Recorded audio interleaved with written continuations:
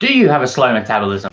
That is the question we are going to cover today. We're going to use some data. I'm going to give you 5 reasons why your metabolic rate, your total daily energy expenditure might be below average, and then 1 reason why not. Now, your metabolism is mind-bogglingly complex, millions of processes, and what we're talking about today is something much simpler. We're talking about your total daily energy expenditure. This is how you burn energy on average over the course of the day, and in a typical person, it's about 60% resting metabolism, 10% digestion, another 20 to 25% activity, and then exercise. And obviously it can vary a lot depending on your activity in particular. So if you've got a construction job, or if you're walking 20,000 steps a day, your activity level could be really high. If you're stuck in a desk job and you don't get to 2,000 steps, you might have a really low activity level, which is something that we're going to talk about. I'm going to go through 5 things. So I'll be snappy. This is basically some data that I took out of an appendix in the American study, and this is how they built up their guidance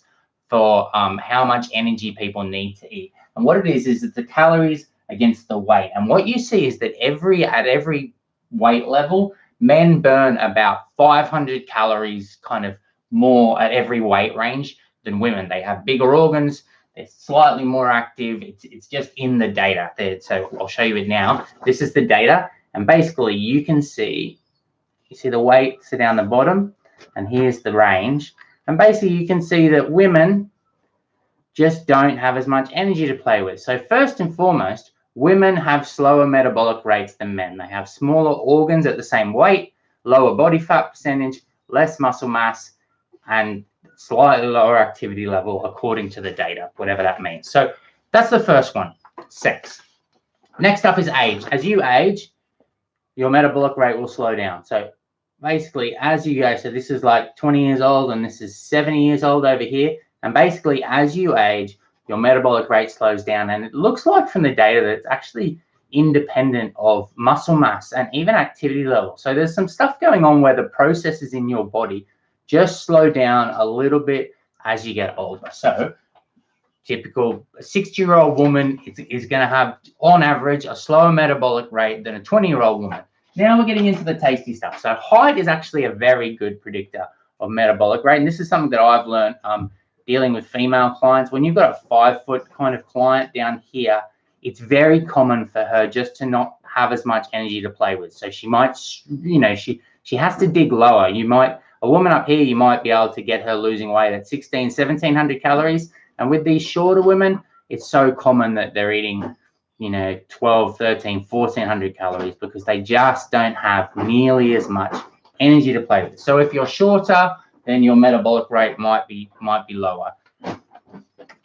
Next up is your activity level. And this is the most important one. This is the one that explains most of what's going on in the data, and it's really varied what drives the differences. So you can have a massive variation, an extra 1,000 calories a day if you have an active job. Genetically, you might be really active. You might have lots of different things going on. This is where hormones come into play. So if you have something screwy going on with your thyroid, or if you've got a medical condition, it can really knock your activity level. And this is the reason why you can't ever trust a calorie calculator, because the range in calorie calculators is typically from 1.2 to 1.9. You're missing the whole distribution up here.